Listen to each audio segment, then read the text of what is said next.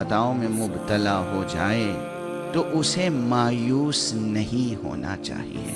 عام طور پر دیکھا جاتا ہے کہ جن سے گناہ زیادہ سرزد ہو جاتے ہیں وہ بڑی مایوسیوں کا شکار ہو جاتے ہیں، ان کی نگاہ میں دنیا تاریک ہو جاتی ہے، وہ اپنی ذات سے مایوس ہو جاتے ہیں، اپنے مستقبل سے مایوس ہو جاتے ہیں، مستقبل انہیں تاریک نظر آتا ہے۔ کل میں گزارش کر چکا ہوں کہ ڈپریشن کیا ہے۔ جنہیں ڈپریشن ہوتا ہے گناہوں کے نتیجے میں، ڈپریشن کچھ نہیں ہے، مستقبل کی تاریکی ہے۔ انسان کو اپنا مستقبل تاریک نظر آتا ہے تو وہ ڈپریشن کا شکار ہو جاتا ہے، اور کچھ بھی نہیں۔ اس مقام پر ایک جملہ یاد رکھیے گا، جب تک سانس کی آمد و شد باقی ہے، جب تک اس سانس کی آمد و شد باقی ہے، اس وقت تک لطف الہی سے مایوس نہیں ہونا چاہیے۔ جب تک اس سانس کی آمد و شد باقی ہے، جب تک آپ کی زندگی باقی ہے، مایوس ہونے کی ضرورت نہیں۔ یہ چیز تو جدید طبی اخلاقیات میں بھی، میڈیکل ایتھکس میں، جب تک کلینیکلی کوئی ڈیڈ نہ ہو جائے، ممکن ہے کہ اس کے سامنے سے دواؤں اور معالجے کا سلسلہ منقطع کر دیا جائے۔ یہاں کوئی مذہب درمیان میں نہیں، اسلام درمیان میں نہیں، کرسچینٹی درمیان میں نہیں۔ عام اطباء،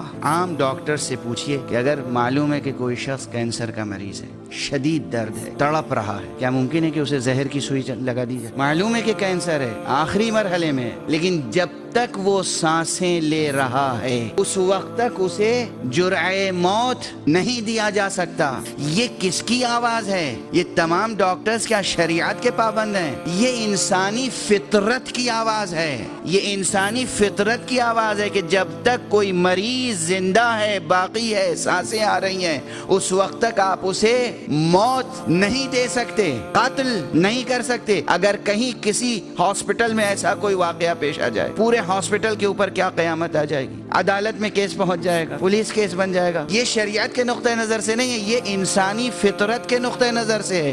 جب ظاہری طور پر سخت سے سخت بیماریوں کے باوجود فطرت مایوس نہیں ہے تو آپ کتنے ہی گناہ کر چکے ہوں، خالق فطرت سے کیسے مایوس ہو سکتے ہیں، پروردگار سے کیسے مایوس ہو سکتے ہیں؟ اس لیے وہ فرما رہا ہے کہ قل یا عبادی الذین اسرفوا، کہہ دیجئے میرے حبیب، اے میرے بندو جنہوں نے اپنے نفس پر اسراف کیا ہے، ظلم کیا ہے، لا تقنطوا من رحمت اللہ، اللہ کی رحمت سے مایوس نہ ہو، لا تقنطوا من رحمت اللہ، ان اللہ یغفر الذنوب جمیعا، اللہ تمام گناہ، تمام ذنوب چھپا سکتا ہے، چھپا لیتا ہے، معاف فرما دیتا ہے، وہ ستار ہے۔ انہ هو الغفور الرحیم، وہاں کہہ دیا ان اللہ، وہاں بھی انا سے ہے، انا تاکید کے لیے آتا ہے، انا تحقیق کے لیے آتا ہے، انا کسی کلام میں زور پیدا کرنے کے لیے، یقین کا مضمون پیدا کرنے کے لیے آتا ہے۔ بے شک انا، بے شک بتحقیق، ان اللہ